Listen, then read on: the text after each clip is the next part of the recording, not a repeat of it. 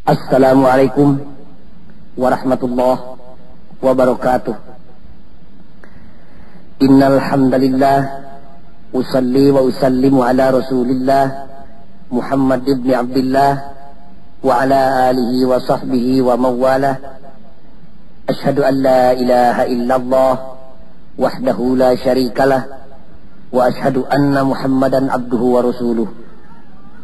Ayyuhal hadirun, ittaqullah haqqa tuqatihi wa la tamutunna illa wa antum muslimun. Para hadirin kaum muslimin sadayana, sepuh anom kumargi di Indonesia mah galib ngaji teh aya ngaranan. Da zaman Kangjeng Nabi mah ngaji teh teu di ngaranan. Di Indonesia mah amrok jeung mulud ngaji teh disebut muludan. Eusina ngaji. Tepung jeung rajab disebut rajaban. Eusina ngaji. Papanggih jeung bulan puasa disebut nuzulul Quran. Eusina ngaji. Loba ngaran di Indonesia mengaji teh. 17 Agustus disebut syukuran. Ngaji keneh. Anu ngajina rutin malam minggu disebut mingguan. Anu ngajina kemis disebut kemisan. Eta teh bid'ah sadayana ge. Da Kangjeng Nabi mah teu make ngaran ngaji teh. Teu senenan, teu kemisan, teu jumaahan, ngaji we. Da wengi ieu sigana nurutan Kangjeng Nabi ya. Ngaji teh teu make ngaran ieu mah. Ngaji naon nya? Disebut cara nu tadi mulud can datang, rajaban can kasamper, halal bihalal geus tomper teuing. Malahan heul teh ngaji teu make ngaran mah. Ya ngaji we. Tak kitu ari ngaran ngaji teh muludan rajaban naon teh ngaran we tah mah. Ngaran we dari sina mah ngaji keneh. Tapi goreng patut ari teu make judul mah da ari ngaji teu make judul teh sok awut-awutan eta teh. Ajengan teh nu ngomongna teh seloyong ngidul seloyong ngaler da teu make judul teh.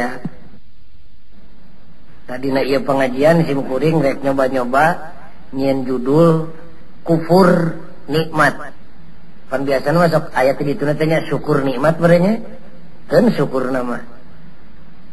Geus kalangkung dicaritakeun aya nama urang nyaritakeun kufurna.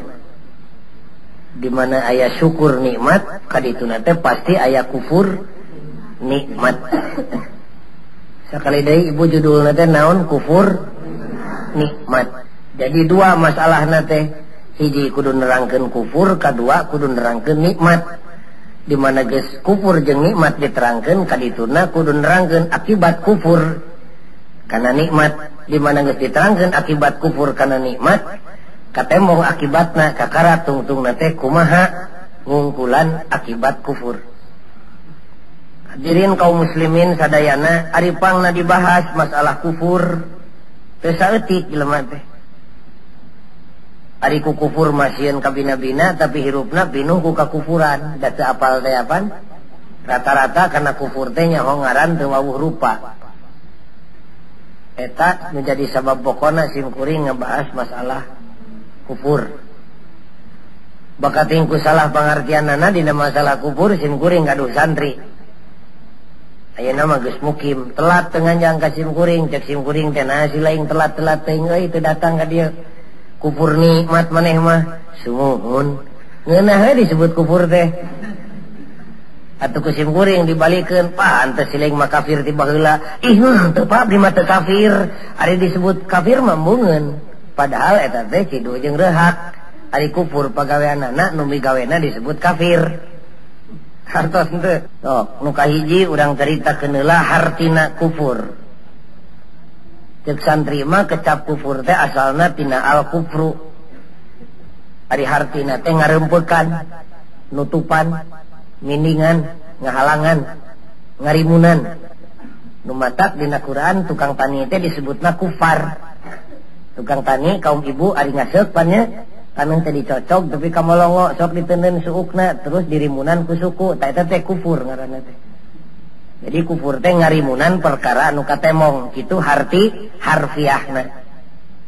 Bisi aya anu katemong oratna anak, terus ku indungna teh dirungkupan, ta indungna teh kufur nutupan anu katemong. Kitu harti harfiahna. Ari arti istilahna mah sanes kitu, nu dimaksud ku syara mah ku syariat Islam, kufur teh nyaeta nutupan perkara nu bener dirempekan tapi ketika tempo bakating ku teresep kana bener. Eta teh disebut kufur.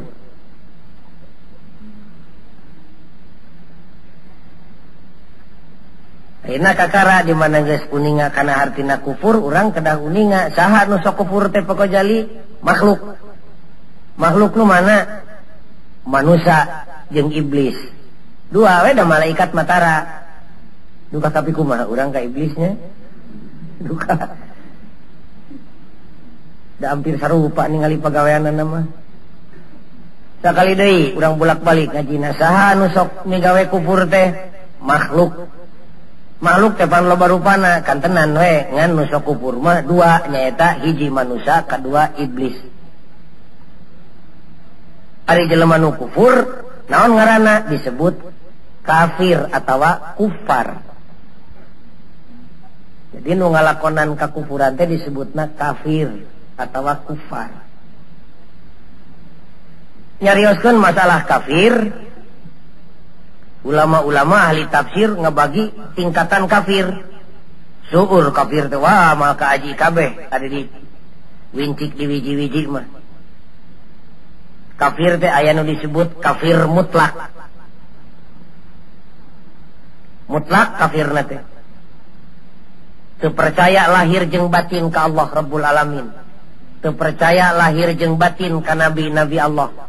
Teu percaya lahir jeung batin kana kitab-kitab Allah. Mutlak kafirna teh. Saha tanu kitu jelema nu mana? Nah aya jelemana aya saha mun baheula contona teh Raja Namrud tepi kawani ngaduruk Nabi Ibrahim. Beh ditu keneh aya deui raja deui saha Fir'aun. Ari kabeh dieuna aya pokok jali seueur saha komunis. Mutlak teu percaya kana ayana Allah. Mutlak teu percaya kana karasulan para rasul. Kana kenabian para nabi. Hiji tadi sebutna kafir mutlak. Zaman kiwari mah teu pati saeutik. Baheula loba teh. Sok kita kusim kuring dikirkeun teh urang ngukur cing-cing kira-kira urang aya dina pelebah kafir nu mana. Da susah ari nyebutkeun ari urang imanna sareng sanya kira-kira rada hese ngukur imanna mah. Urang ukur kakufuranana we. Nu kadua kafir teh nyaeta kafir jumud. Nu kumaha nu kafir jumud teh? Hate nama narima, ati nama ngaku Allah ngan sahiji. Nabi Allah mutlak benerna. Allah nurunkeun kitab. Nyahun hate nama narima jeung nampa ngan bibirna teu hayang ngaku. Saha nu kitu aya mangkelukna. Aya saha baheula mah iblis. Aba wastakbaro wa kana minal kafirin. Dititah sujud ka Nabi Adam ku pangeran pan mungeun. Pasajadu kabeh ge sarujud. Illa iblis, kajaba iblis. Kulantaran kitu bro dibere gelar ku pangeran. Wa kana minal kafirin. Hatena mah iblis teh nyahuan Adam teh nabi Allah. Dititah sujud ka Adam dititah ku Allah. Ngartieun? Ngarti. Nyaho hatena nyaho. Daekeun embung. Jadi hate ngaku tapi lahir teu hayang ngaku. Iblis dari bahasa Arab katanya, ari bahasa kolot di kampung mah belis nyebutna teh. Pan di mana budak bedegong teh si belis, pan kitu nya. Da tukang ngarobah istilah orang Indonesia. Urang mah teu kaasup kana kotak kafir nu kahiji jeung nu kadua henteu insyaallah. Moal moga-moga satujuh turunan. Nu katilu kafir teh disebutna kafir inad. Nu kumari kafir inad lahir batin ngerti hatena ngaku Allah ngan hiji sirahna nyaho Allah ngan hiji Muhammad utusanana Al-Quran wahyuna terang lahirna nyaho malah amprok jeung Nabi hatena ngerti Allah jeung Nabi teh mutlak benerna ngan pedah teu daek praktek nu kitu disebut kafir inad aya mangkelukna nu kitu seueur saha contona mugi-mugi Gusti ngahampura bisi salahnya ngan simkuring manyalindung ka ahli tafsir we di antawis contona Sayyid Abu Thalib rama Sayyidina Ali ngaku dina manahna Allah hiji Muhammad utusanana tapi lambai mah teu daek ngucapkeun syahadat bedana jeung urang teh dina pelebah syahadat mapan urang mah ngageleger ngan pedah dina pelebah embung salatna mah hampir sarua nu kitu teh ngaranna kafir inad kawasna di dinya urang mah akurna teh nu kaopat mah kafir teh disebutna kafir nifak nifak teh munafik teh aja lo makna nu kumari kafir nifak kafir nifak mah beungeut nyang hareup hate mungkir jumaah pangheulana balik pang paneurina bari ngarep-ngarep iraha jumaah dek ngeusan nah itu jumaah teh teman-teman ting unggal bingung na teh seueuh ti bareto jumaah we cing atuh eureun jumaah teh hatena munafik rigigna mah rigig mukmin rigig muslim tapi wahum la yu'minun hatena mah teu daekeun nying hareup ka Allah munafik ngaranna ta urang mah tinggal milih we dina dua kotak nu bieu naha ka asup inad naha ka asup nifak kafir inad jelemana disebut mu'anid kafir nifak jelemana disebut munafik eta jelemana ari pagaweana nama disebut kufur pan kolot baheula ge ajengan bareto sok ngalatih di kampung ngajinya sadayana awas budak kufur teh sakurang-kurangna aya 3 lengkah hiji aya kufur ucapan pan kitu nya ucapanana goreng patut kufur ucapan bining barudak ayeuna ka babaturanna teh nyebut ngaranna teh diganti kudu di kolong nya entong disebut simkuring teu wantun nyebutna eta di akur-akur di geroan teh daek we nu di kolong babaturanna teh nemalan we deui non euy tepi kangeuna eta diajarkeun jeung nu di kolong eta teh kufur ibu kufur naon kufur ucapan lu si eta mah mun nempo anak rebuah rampeol leuleus eueuh tanagaan si eta mah lungse teuing kawasna pi aweweun tah mah nah pangeran teh kitu sok nyieun kasalahan datara si eta mah luai liweuh siga awewe kawasna pi aweweun tah mah eta teh kufur ucapan nu kitu teh seueur deui rupa-rupa kolot baheula mah sieuneun ku kufur ucapan ge nu mawi dibingbing ngomongna ku agama dibingbing ngomongna malah tepi ka dididik bulan puasa mah lambaina teh didik eusian ku pagawean-pagawean sina maca Quran sina maca salawat sina istighfar sina tasbih di beurang bulan puasa bisi naon mereka kasibukan kana lambai bisi bijil kufur ucapan da bibir mah tara bisa digawe 2 perkara pan osok ngaheot bari dahar atara bibir mun keur ngaheot eureun dahar mun keur dahar lireun ngaheot piraku keur maca Quran make kudu ngomongkeun batur ta maca Quran bulan puasa teh ngadidik jeung ngonci hate bisi ngagejlok kana omongan-omongan anu kufur sabab kufur teh dina ucapan ge loba seperti cek ibu teh ari loba-loba teh mah anak teh atuh moal kaparaban dek di mana nyatuna kufur ucapan teh dalin loba jeung saeutik bisa mere dahar mah hideng jeung teu hideng lengkah teu hideng pingewaeun Rabbul Alamin ulah ngarep-ngarep menang rahmatna lengkah hideng bakal datang rahmatna atuh mun abdi mah dek di lobaan we anakna keur naon loba-loba teuing anak ari pisetaneun kabeh mah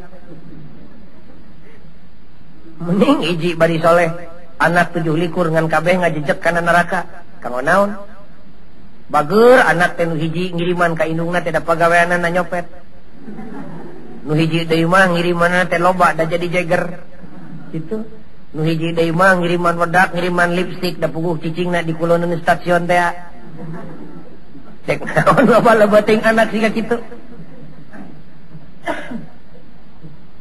Kawasna eta diantarana motivasina pamarentah nganjurkeun tong pati loba teuing anak. Lain heurin-heurin teuing alam dunya, heurin kudu teu bager.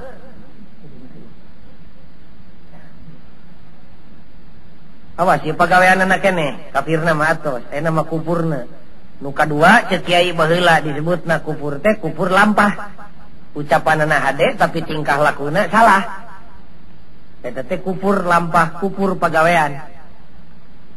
Salat mah daek ngan peda wuduna ku cikiih.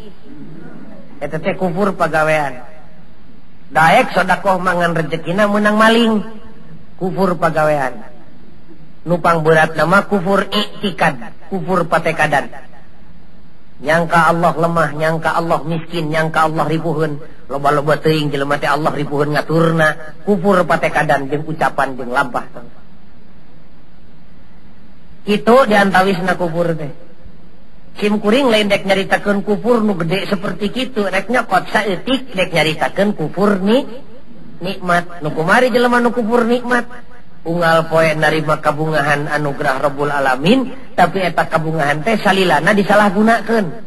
Teu cocok jeung kahayang nu mere bunga, nu kitu kufur. Bahasa umum nama disebut jelema nu kufur mah pinter menta ngan di mana dibere salilana ngagunakeunana teh karekeun nu merena.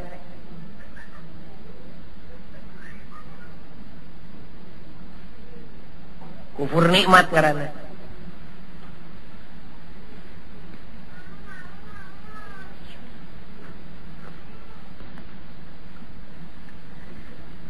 Wangsul deui. Jadi nu dek dicaritakeun ku sim kuring mah kufur nikmat. Nah make kudu nyaritakeun nikmat sagala, kapan nyaritakeun kufur. Nah aya patelina kufur jeung nikmat rapat pisan. Ari jelema hirupna di alam dunya jeung di akhirat teu leupas tina kanikmatan. Bisa hari kanikmatan teh pamere Rabbul Alamin. Keur saha keur makhlukna utek tongo walang taga kabeh ge dibere nikmat. Ngan pedah aya nu ngarasa jeung nu teu rumasa.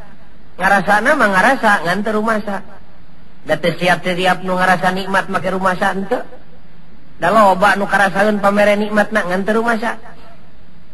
Nu matak di loba ge buktina lalaki jeung pamajikan. Sakitu ti pamajikan sagala dibikeun, isuk-isuk mah nyarekan deui, ari peuting seuri deui. Eta teh kufur nikmat ngaranna eta teh.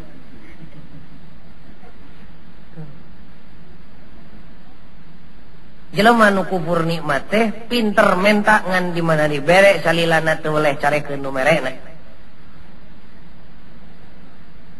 Timbul we pertanyaan ayeuna, na matak naon pagojali lamun abdi kufur nikmat? Sabenerna mah teu matakna naon keur Allah mah. Sakota mah dia Bandung kabeh rek kufur Allah teu rugi. Da Allah mah eueuh kakurang. Jelema sok rugi sa teh. Da jelema mah pinuh ku kakurangan, Allah mah teu rugi da teu kurang. Ceuk urang Bandung teh abdi mah dek kufur we boro-borokeun kana nikmat. Kana ucap kana lampah jeung kana tekad ge dek kufur we abdi mah. Rek teh teuing Allah mah teu rugi. Tapi nu rugi teh manehna sorangan. Manusia sakota mah dia Bandung malah sa Indonesia syukur kabeh Allah teu untung. Sakali deui manusia syukur kabeh Allah teu untung, manusia kufur kabeh Allah teu rugi. Nah atuh make dititah syukur dicarek kufur ari teu untung teu rugi mah keur kauntungan manusia sorangan. Geuning kiai atuh meni beak dengkak nyarek kufur segala macam dititah ku Allah. Nah make kiai dititah ku Allah teu dititah sararea nyarek batur, pan kiai dibere kanyaho ku Allah ilmu ngaranna. Tong pati wani teuing curak carek ari elmuna teu aya mah. Da loba jelema nu getol cacarek tapi ilmu teu boga, panu ngalakukeun bener ge teu saeutik dicarek. Cong salat jang tong mineng teuing salat teh tarang sia dekok, pan kitu. Tah nu boga kanyaho teh nyaeta disebutna ulama. Ulama we boga tugas di pangeran ajak syukur carek kufur. Bisi naon pagojali lamun abdi kufur atuh? Sieun ku buruhna. Nah bakal diburuhan gitu ke Allah. Allah mah di mana nitah jeung nyarek salilana teu oleh nyadiakeun buruh. Makaning ari muruhan teu oleh dobel, hiji kontan dua dianjuk. Cek Allah teh ulah kufur maneh, mun maneh nurut ka kami teu kufur ku kami diburuhan. Dobel, hiji kontan dua dianjuk. Nu kontan di alam dunya, nu dianjuk di akhirat jaga. Naon buruhna teh lamun abdi kufur pagojali atau diburuhan mah? wala in kafartum inna azabi lasyadid. Eta keungna teh buruh kufur mah geura lalajoanan geura rasakeun yen siksa kami teh penyerieun pinalangsaeun jeung pisusahkeun.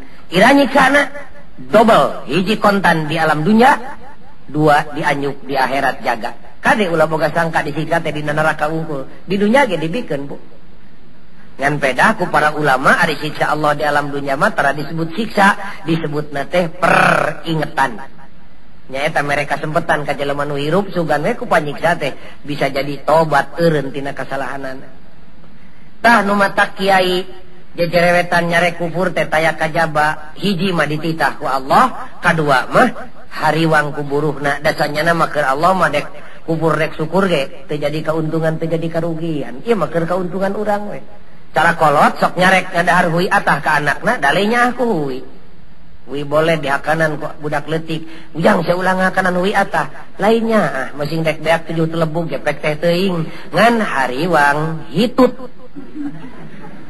Bisi hitut, ari geus hitut mah boro-boro nu hitutna, nu teu hitut oge ngilu nyocokan irung. Lamun jelema kufur datang buruhna nu kontan teh di alam dunya ti Allah Rabbul Alamin, ta jelema nu bager ge ngilu ngarasa pahitna tina panyiksa Allah ka jelema kufur. Punten contohnya di bumi ibu teh ibu, bapak, putra, pembantu. Ibu, bapak, putra, putu, kabeh ibadah, kabeh syukur, kabeh taat ka Allah. Hiji we di dapur, cek ibu teh da bae eta mah anak batur, dek salat dek hanteu kumaha manehna we nu penting mah nyeuseum baju sing bersih, ngejo ulah tutung ngangeun sing karasa amis jeung gulana. Sakitu we teh salat teu puasa ge kumaha sia we. Wayahna panyepret Allah lain ngungkul keur ka pembantu nu teu salat teh, tapi ibu jeung bapak nu teu pika hideung tarangna urut salat ngilu didagor ku Allah dieu mah eta. Tah eta nu bingungna teh. Mun katingali aya jelema nu keur hareureui barudak ngora. Jam 12 peuting. Keun baelah bapana tong saban geureuh. Da ku urang ge ka alaman baheula keur ngora. Sarua teh jeung nu ngalakukeunana. Naon sababna? Ibu ngantep kana kakufuran. Jadi jelema nu ngantep kana kakufuran teh sarua jeung satuju kana kakufuran. Boro-boro dina hukum nu maha suci dina Quran jeung dina hadis pan dina hukum positif ge di alam dunya kitu, ibu ngantep bangsa teh sarua jeung mere bantuan ka bangsa. Ku sabab kitu beak dengkak para kiai jeung santri mukmin jeung muslim, mukminat jeung muslimat meakeun tanaga jeung pikiran rek ngahalangan anak incu beh dieuna baraya jeung tatangga beh dituna supaya teu ngalengkah kana pager kakufuran. Nu kahiji mah rumasa dititah ku Allah kudu kitu, nu kadua nama hariwang datang buruhna heug ari Allah muruhan teh sok double, salilana double, hiji kontan dua dianyuk. Musim kuring baheula, sanes baheula teuing. Tahun 75 maparin ceramah nyaritakeun masalah kufur. Da ngacung kontan jelema gede. Pangojali ngabohong teh ulah sok kabina-bina teuing ari kiai eueuh seubeuna salilana nganyaritakeun siksa we. Mun teu siksa dunya, siksa akhirat. Padahal bapak ge buukkeus dua rupa, pangkat lain leutik, boro-boro amprok jeung malaikat Jibril. Can ngadenge dongeng-dongengna acan aya malaikat Jibril mamawa palu meunang meuleum rek ngadagoran sirah jelema nu kufur. Ari ieu nyaritakeun siksa di dunya ulah kitu sing logis, sing ilmiah, sing kaharti ku akal ari dadawuh teh kitu pokna. Cek sim kuring ulah simut hiris tai ka hulu-hulu Pak. Siksaan Allah di alam dunya mah lain kitu bentukna. Eta mah bagian akhirat, cenah kumari siksaan Allah di alam dunya. Biasa mah lamun jelema dek narima siksa ti Allah sok diogok heula. Dilebetkeun dina pikiranana pinuh ku rencana jeung kahayang. Malah dianteur segala rupa kahayang dikabulkeun ngan di mana geus hasil tarakahakan. Cek ibu teh hayang imah, jeleg imahna teu kaeusian. Hayang sawah, kop sawahna teu kapelakan. Loba rencanana teh. Usahana jalan ngan tarak kadahar. Tegesna digedean rencanana dituturkeun ku kagagalan. Kitu diantarana Allah nyiksa manusia nu kufur di alam dunya. Kahartos moesan mah ku ibu? ulah kartos henteu. Jadi Allah nyiksa manusia nu kufur di alam dunia mah lain dilelep-lelep kana neraka. Eta mah bagian akhirat.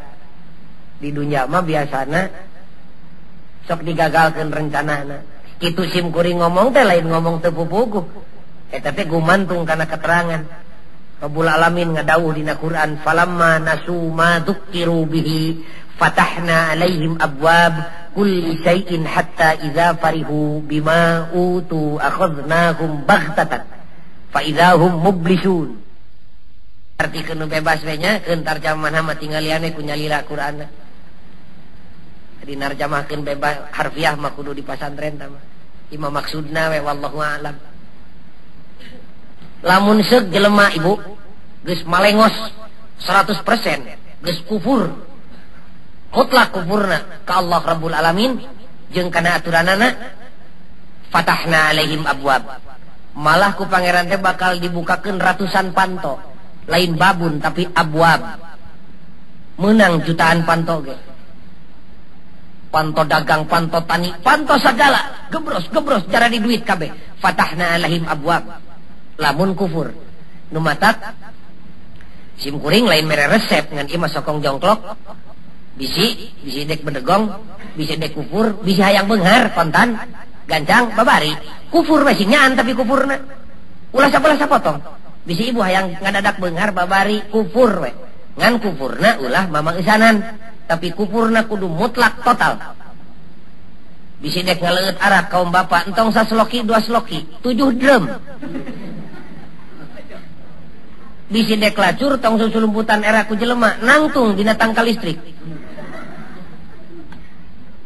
Bisi dek ngahina ka indung bapak entongan sakadar dulak gelek bari goreng patut sasauran layak mastakana. Tanu kitu mah kontan ku Allah dibukakeun ribuan panto pibungaheun ngan moal kadahar. Fatahna alaihim abwab, panto dagang ku dagangna. Jelema nu syukur dagangna rugi, nu kufur mah dagangna teh maju. Jelema nu syukur tanina teu jadi, nu kufur mah tanina kajadian. Jelema nu syukur mah nganyuk-nganyukeun barang teu malayar. Jelema nu kufur mah malayar. Sagala panto ngarentenkeun. Sakali waktu nu iman nu Islam titajong kana kalakuan goreng tepi kadaek nyen kalakuan kitu tungtungna titajong ti kusruk teu hasil. Nu kufur nyaan mah teu weleh mayar. Panto garong batur mah katangkep, nu kufur nyaan mah salamet. Asal ulah aya we kaimanan dina hatena sing nyaan salamet. Panto nyopet ku nyopetna salamet. Sagala rupa salengkah-lengkahna teh gubras-gubros teh jadi duit we. Panto nipu teu katangkep, panto ngagarong salamet.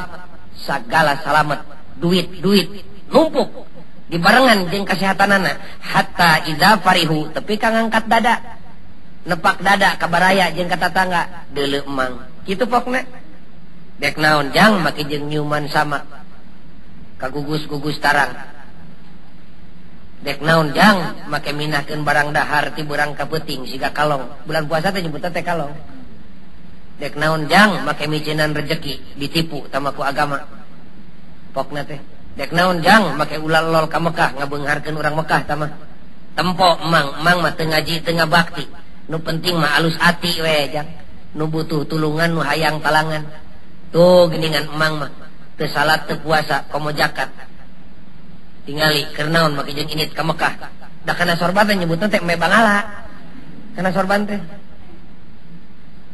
kabina-binanya dek naon make kikituan tempo emang teu ngaji teu ngabakti pan sagala ge jadi tani jadi usaha maju anak emang salager malah calon sarjana pi insinyureun aya 3 pi doktorenoseun genep kodi pi sarjana hukumeun anak nu awewe sakitu mencengesna piraku teu payu ka pemborong oh maju emang majang matak turutan hirup mamang ta eta teh ngaranna hatta idza farihu kumari geus kitu asa dek dileg-leg we dunya teh anu sorangan Didinya Allah nengelna teh bima utu akhadnahum bagtatan tara haharewosan jeung teu mere beja heula teu mere isyarat dijungkir balikeun ibaratna lir ibarat nu ditotogeun ti langit ping pitu tepi ka sapatala. Piraku teu nyaksian jeung teu ngadangu meureunnya sejarah nu katukang da teu saeutik pan lain dongeng kanyataan. Jelema beunghar salangit kasaksian keneh teh saeutik tepikeun ka jadi musafir. Ngorondang butuh ku rokok sabatang. Teh saeutik mah nu kitu. Boting bapake ngalaman meureun. Tuh. Teh saeutik nu pangkatna tepi ka langit ping pitu, juralit ka handap tepi ka hina luar biasa. Ya aku teu ngalaman. Lain urang nu ngalaman piraku teu lalajo dina sejarah pan kitu seueur. Pudeg-deg ka luhur. Uduh, mobil geblay, imah, sigrong, duit pinuh dina bank jeung dina kantong. Pudeg-deg awak. Gado teh tepi ka siga nog asin ngagandoy. Isuk peot tahanap. Siga balon teh presisnya. Tara mere beja Allah. Sakali waktu dibebetkeun. Kakara dirinya teh disebutna teh mublisun, kekerjetan, kekerepengan pinuh ku kahaneueuh. Untung hirup keneh di alam dunia aya kesempatan keur tobat. Kumaha di akhirat? Tangah haja mere siksaan di alam dunia teh mere kesempatan sugan jelema bisa balik deui ka Allah Rabbul Alamin. Di akhirat mah kekerjetan geus teu bisa usik deui di alam dunia mah. Ngagoler kakara eling. Mending mana dielingkeun bari dibebeutkeun, dielingkeun bari diangkatkeun. Nu matak ngaduana teh ka Allah, pindahkeun Gusti jisim abdi tina awon kana hade tapi mindahkeunana ku cara sae. Pindahkeun abdi tina sangsara kana sugih Gusti ngan mindahkeunana sing sae. Da loba nu dipindahkeun tina goreng kana hade tapi ku jalan nu pinyerieun. Daek kitu Ibu. Alim. Urang tina lapar dahar, dek papangi jeung dahar. Dipindahkeun da tina lapar kana teu lapar, da teu saeutik jelema nu ngabengul dina beuteungna. Laparna tarik teuing, daharna rusuh teuing pan olah harita keneh. Eta teh minahkeun goreng kana hade tapi ku teu hade. Minahkeun tina nyeri kana teu nyeri tapi ngalibatan nyeri, contona ngajuru. Pan alus ngalairkeun anak teh tapi pan ibu teh panon geus siga dek luncat. Burial buncelik. Tah ngajerit ka Allah teh alihkeun ku Gusti jisim abdi tina awon kana sae tapi ku jalan nu sae. Alihkeun jisim abdi tina kufur kana syukur tapi ku jalan nu sae. Ulah dialihkeun tina kufur kana syukur ku jalan nu matak nyeri seperti nu dibebeutkeun tina beunghar cina sangsara heula kakara jadi insaf naudzubillahi min dzalik. Eta teh sanes batur muga-muga ulah kaalaman kuno hadir mah. Muga-muga. Kitu siksaan Allah di alam dunya mah. Duka teuing ari kasim kuring mah duka. Kasim kuring mah mejeuna we siksa oge. Dan teu kaasup jelema. Bener atuh mungguh Allah Rabbul Alamin. Siga kieu. Coba wae meureun, da awan-awan wae mah iman Islam. Pribados kampung keur dagang sapi. Narikan sapi di Jawa lumayan gede. Tapi da kiai atuh peuting mah biasa nganclong siga kalong ngaji ka mana-mana. Pas ngaji harita ti Cikone wah jeletet cangkeng. Harita keneh ka rumah sakit pariksa-pariksa, cek dokter teh nirstin. Cen naon Pak? Dokter make sutan setin gitu. Cenah ginjal batu Pak. Bisa diubaran insyaallah. Naon ubarna? Operasi we. Cenah pan ieu abad modern aya deui ubar nu salian teh operasi. Aya mung lami. Naon syaratna? Ngaleueut sing seueur, tandong ulah lali. Awas tuangeun, cenah naon ulah? Gaji kantunkeun. Ari daging kumaha? Tong seueur teuing. Ari ati kumaha? Eta mah kudu dipi musuh. Sabab eta nu sok ngaguruntul jadi batu. Ari jeroan kumaha? Kasabrang ka Palembang. Dan balik mau kerupuk.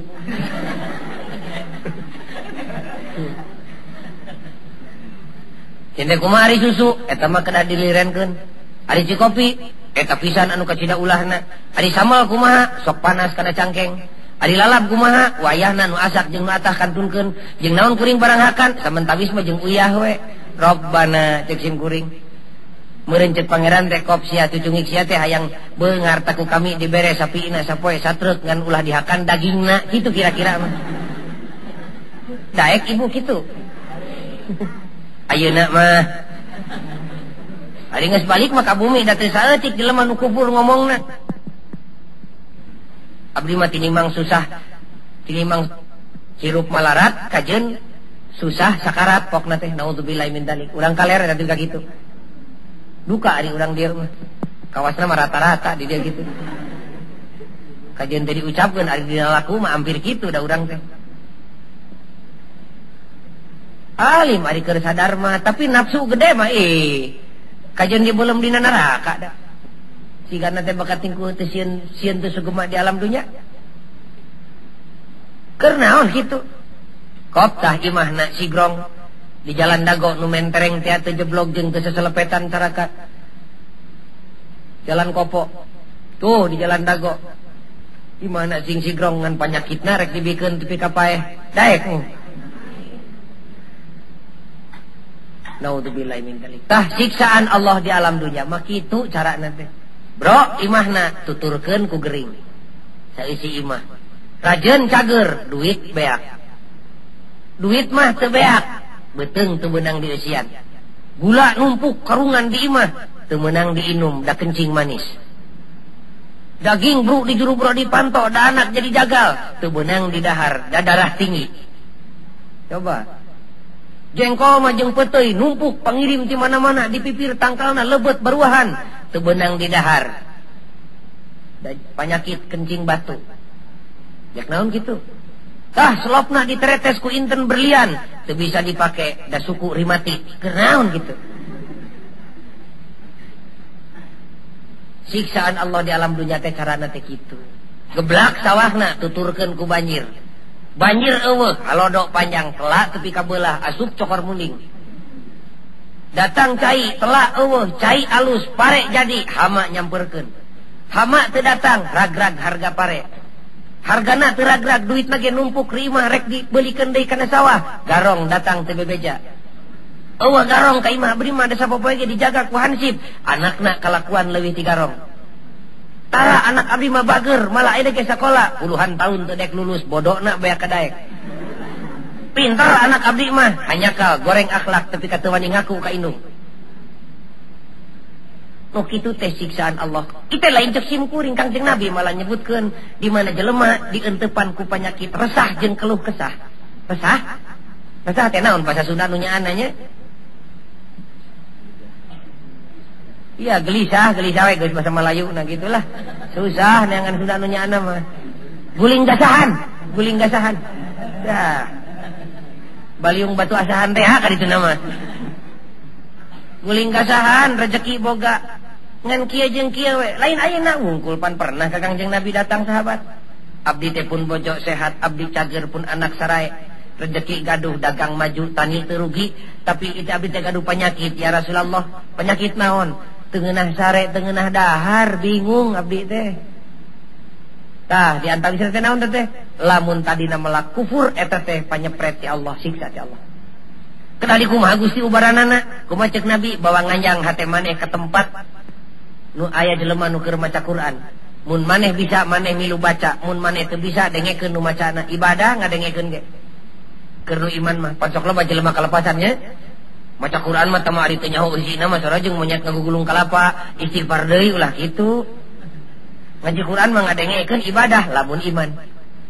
Ngan lamun betah we ngadengekeun boro-boro nyaho hayang nyaho kana hartina, nyaho alif ge tiba eta encan ngan ngadengekeun we betahna teh. Benu Allah tah mah teu gablog pikir. Kumaha Gusti lamun teu cager wae hati abdi dibawa kana ngaji Quran. Ajak nganjang hate maneh kana riungan nu aya jelema nu keur nyaritakeun agama.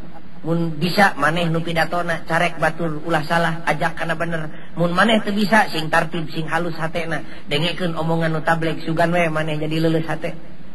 Kumaha mun teu cager wae kitu? Ku jalan kitu hate abdi masih kene guling gasahan. Ajak nganjang hate maneh ka tempat nu eueuh jelemaan iwal ti maneh jeung Allah Rabbul Alamin. Kana guha Gusti, teu kudu kana guha. Ka mana atuh? Wa minal laili fatahajjad, hudang tengah peuting. Hudang tengah peuting. Sakali deui hudang tengah peuting. Antolkeun tarang kana sama sujud ka Allah Rabbul Alamin, tahajud ngaranna. Pek bebeja ka Allah nun Gusti, abdi gaduh panyakit hese di ubaranana nyumanggakeun ka Gusti. Iya hate jisim abdi teh hese dididik na Gusti enggal geura ganti ku hate jelema. Kitu pokna. Berarti hate nu geus teu beunang dididik di papatahan ku ngaji Quran, teu beunang ditinyu ku nasihat, teu beunang ditinyu ku salat sagala rupi mah eta teh mudahan hate meong. Da tungtung doa teh kitu enggal ganti hate jisim abdi ku hate jelema. Tah eta teh panyepret ti Allah ka manusia nu kufur di alam dunya. Cek nu nanya ka sim kuring, eta teh keur nu kufur pagojali sumuhun. Agening teh saeutik jelema nu syukur salat getol puasa boro-boro fardu sunat jadi papai. Sedekah kan tenan boro-boro zakat jugaan sema ge tukang. Tapi pan teh saeutik jelema pinuku kasusah. Cek sim kuring ulah kaget da kasusah marata dibikeun ka sadarea kanu kufur jeung kanu syukur, kanu iman jeung kanu musyrik, susah mah kabeh pada kabagean. Cenah atuh daripada kabagian memakai disebut siksa keur kanu kufur, geuning kanu syukur ge meunang panyiksa. Keur kanu syukur mah lain siksaan tapi disebutna teh ujian atawa cocoba. Jadi kanyeri jeung kasusah di alam dunya lamun keuna kanu kufur disebutna siksaan, lamun keuna kanu syukur disebutna ujian atawa cocoba. Pan Allah ngadawuh dina Quran, ulah boga sangka maneh kulantaran maneh geus nyaku iman. Ka kami terus ku kami rek diantep moal diuji. Iman sajengkal ujianana sajengkal, iman sadepa ujianana sadepa, iman sakilometer panjangna ujianana ge sakilometer. Ulah embung diuji malah kudu ngarasa bungah menerima ujian ti Allah, da moal diuji angin jelema nu dihargaan ku Allah Rabbul Alamin. Hari dia sok aya pengumuman di Pak RW. Hayu kumpul kabeh rakyat. Urang ujian bahasa Inggris sok aya tara. Ujian bahasa Inggris mah dibikeunna ka budak sakola, nu ngaramet mah tara diuji bahasa Inggris. Sakali deui kanyeri kasusah kana langsa di alam dunya, keuna kanu kufur disebut siksaan, keuna kanu syukur disebut ujian. Nah naon bedana ujian jeung siksaan pagojali? Dina keuna nama eueuh bedana. Jelema disiksa nyeri, jelema diuji nyeri. Nah tuh ari nyeri sarua mah make jeung dibeda-beda, wajib dibeda-beda. Ngarah naon? Ngarah bisa ngubaranana. Da ka nyeri di alam dunya mah bisa diubaran, beda jeung di akhirat.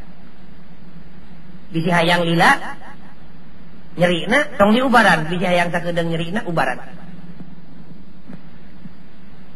Sakali deui ka nyeri di alam dunya mah bisa diubaran mah. Ngan urang mah panyakitna anger wae teh da ngubaranana salah. Nu ngajuru hayo diubaran obat batuk. Kamana meni eta mah. Nya pan sok salah urang ge di mana budak bedegong teh nya, Gusti cocobi teh kabina-bina teuing abdi teh. Bari teh salat-salat acan, teh sakola ngagurek diuji ka mana meni eta mah. Anger we dijemel da can sadar kana kasalahanana. Model sim kuring dek lebaran kamari nganyang ka rencangan. Di babatan rancangan baheula manehna mah geus kolot bulan puasa 3 poe di kelebaran nyampak teh keur kieu we dina terasna mamoasa punyere make celana kolor di kaos singlet leungeun katuhu nyekel sapunyere leungeun kenca nyekel rokok kana sas da sok ngarokokna di bareto pelenyin jam 8 di beurang teh pribados punten mang cenah den punten emang yeuh ngarokok cenah tong punten da apal ti baheula na tukang kitu. Cenah mah ada nanti calik aya keperluan naon cenah sing apal pan itu dek lebaran. Sugan aya leuwihna we mun aya atuh kuring menta mun teu mere dek nganyuk. Keur muli-muli sapatu budak cenah dek lebaran. Nu mawi den mang teh can boga keur bekal walilat acan dan nyebutna kana maleman takbir teh walilat nyebutna teh. Dumeh aya walillahil hamdu meureun nya. Cenah nama ke jeung bekal walilat pantur aden pan ini teh lebaran mang ge pan dek lebaran. Cenah ribu-ribu ting mang da gunana kopeh teh keur jelema nu boga sirah. Perlu teh aya pacilingan keur jelema nu dek kabeuratan. Penting teh boga sapatu keur jelema nu boga suku. Aya teh rame lebaran keur jelema nu puasa. Ari mang uduh aya kieu nandang mikir keur lebaran segala. Cenah teh meunang mang ngilu bubungan isuk da mang ge urang Islam dume teu puasa wungkul. Boro-boro mang cacing ge ngilu sebuah pek teh teuing ngantong nyiksa diri tepi karipu mikiran keur bekal isuk. Cenah nu mawi den emang teh telen tayang nulungan keur pisan ujian di pangeran teh. Cocobi teh rupa-rupa nganyukeun barang eueuh nu mayar. Cenah irasa sekolah emang make rek diuji segala. Cenah kitu den ujian Allah mah dibikeun teh kanu syukur, lain kanu kufur. Emang mah teu puasa-puasa acan aya nu teu mayar teh disebut ujian, lain ujian siksaan. Kena kanu kufur disebut siksaan, kena kanu syukur disebut ujian. Tapi si ibu gaya kasusah jeung bapak di bumi bisa diubaran di dunia mah. Indungna kami rugi dagang ge naon ieu? Kumpul saanak pamajikan, termasuk pembantu, malah pun bisa mah tetangga. Cing bapak teh melak naon maneh teh indungna, melak taat, melak maksiat, melak kufur, melak syukur. Duh katu bapana kami teh salat osok boro-boro wajib panduha ge dipapai ku kami teh tahajud ge ari keur daek mah kami teh osok komo ari keur susah mah getol. Ngan di mana bunga kami teh boro-boro tahajud pan lohor ge dihijikeun jeung subuh. Puasa osok boro-boro wajib Senin Kemis ge ku kami teh dipapai. Zakat mah komo ari aya leuwihna mah boro-boro zakat mingguan semah ge osok. Kami teh ka indung ka bapaknya kami teh boro-boro ka kolot sorangan nu ngabijilkeun aki-aki jeung nini-nini batur ge dihargaan. Ka anaknya diajak salat diajak puasa anak batur ge ku kami teh dipapatahan alif ba ta sa. Rarasaan mah panitah Allah teh dilakonan nu mampu mah. Tanya anak kitu jawabna, tanya incu kitu jawabna, tanya pembantu kitu jawabna. Kakara tarik kesimpulan ku bapak teh ternyata kasusah urang teh geuningan ieu teh ujian ti Allah da urang teh melak syukur. Kapanggih eta panyakitna teh naon tah? Ujian. Ari geus kapanggih ujian kumaha? Hayang lulus ujianana, hayang ulah lila teuing ngujina. Kumaha? Geuwat ubaran. Naon ubarna? Tabah, sabar jeung tawakal. Bari geuwat sujudna ditingkatkeun ka Allah. Waspada urang keur diuji, ayo salat, hayu puasa, hayu istighfar, hayu tasbih. Gorowok ngadua, Rabbana wala tuhammilna ma la taqata lana bih. Nun Gusti hak Gusti bade nguji jisim abdi ananging jisim abdi usul mugi-mugi Gusti teu ngalungsurkeun cocobi ka jisim abdi ku cocobi anu kinten-kinten abdi Gusti moal kiat nampina. Lulus ta ujianana diganti harita keneh kasusahna ku kabunga. Kitu ngatasi kesulitan di dunia. Datang deui rugi deui. Kumpulkeun sa anak incu jeung pembantu. Tanya salaki, melak naon bapana atuh anjeun teh? Teuing kami teh darasaan masalah teh kami mah tara katinggalieun ari Jumaah mah. Jeung lebaran da lohor ge cenah mah kami teh hayang salat teh pan eta mah keur mare mah atuh da asar ge teh bade tong ingat sanyana mah atuh dapan asar mah usum istirahat magrib ge edek salat teh berarti kami teh ngan teu jadi teh atuh dapan dek lalajo teh ya ari isya mah kami teh kaburu tunuh nu nyalah anu salah teh maksa ka kami panon teh karapet da subuh ge hayang sanyana mah salat teh ngan kumaha da kami mah atuh sarena tengah peuting wae pan subuh teh jam 8 udang rata-rata. Wih, puasa mah kami mambung katinggalan mimiti mah jeung tungtungna. Kok mau zakat mah kami masuk amak ari teu kabagian mah. Ngan merena wungkul nu teu hayang teh. Da kamegah ge kami mambung katinggalan mah pageunana mah. Ka pamajikan teh nya malah kami malin ka pamajikan wungkul. Ka unggal awewe nya teh kami mah. Kamari ge balik ti pasar teh sanyana mah kami teh nyimpang heula ka kulon stasiun. Watir dinya loba barudak awewe ku kami teh dibikeun we duit teh. Da balager unggal kami ngaliwat ngan ngajak sare we ka kami teh. Ka indung bapaknya kami mah. Ayeuna ge kapan emak tuker nyisa calana di dapur. Malah abah mah teh kebon teh pan dipesrakeun ka abah ditah macul teh eta ge. Nya kami mah ka indung bapak teh. Komo ka anak papanena ge keur dilatih nyopet anak teh. Kapaksa ka nyeri jeung kasusah nu tadi teh lain ujian Allah tapi siksaan Allah. Kapanggih ka panyakit teh siksaan. Kakara bisa diubaran ayeuna mah. Naon ubarna? Tobat. Eureunkeun perbuatan kufur jeung zalimna. Jeung maksiatna ganti ku taat, ganti ku syukur. Kadabruk sujud ka Allah. Eureunkeun maksiatna, gorowok ngajerit ngadua. Rabbana la tu'akhidna in nasina aw akhtana. Nun Gusti ari ditajong kana kasalahan mah eta mah manusiawi. Abdi Gusti bobolokot pinu ku kadoliman jeung ku kajahatan teh.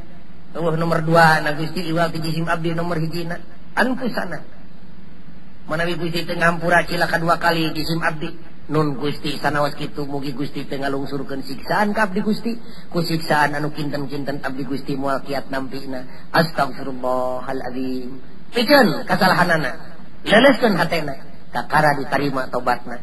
Di mana geus kitu diganti kasusahan aku kabungah pertanda dosana dihampura ku Allah Rabbul Alamin. Urang mah teu boleh paili, datang kasusah, puguh mah urang jelema taat, datang kasusah. Pohara Allah nyiksanya ka urang. Benu Allah. Sabab eta jelema goreng sangka ka Allah, ujian disebut siksa. Datang deui ka nyeri. Pugu mah itu siksaan ti Allah da urang pinu kumaksiat. Kabi nabi na imah coba teh tinu mah suci. Benu pangeran sabab eta jelema teu gablek pikir, bobolokot ku dosa, tapi teu rumasa boga dosa. Tah dina pangosan ieu sim kuring teu panjang-panjang kapayunan para wargi sadaya. Teu panjang-panjang.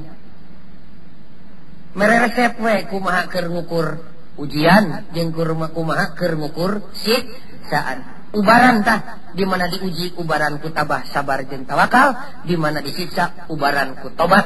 Keur ngukur ujian jeung siksaan, ujian mah dibikeunna ladang kufur, ladang syukur. Sakali deui ujian mah dibikeunna kanu syukur, siksaan mah dibikeunna kanu kufur.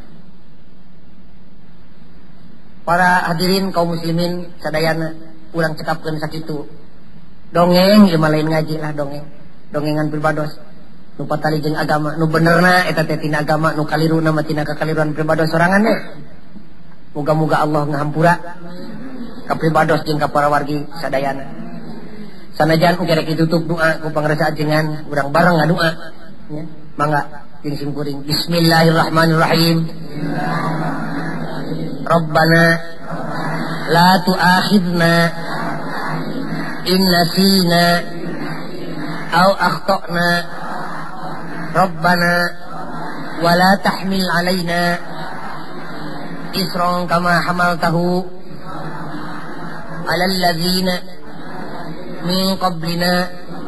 Rabbana wa la tuhammilna ma la taqata lana bih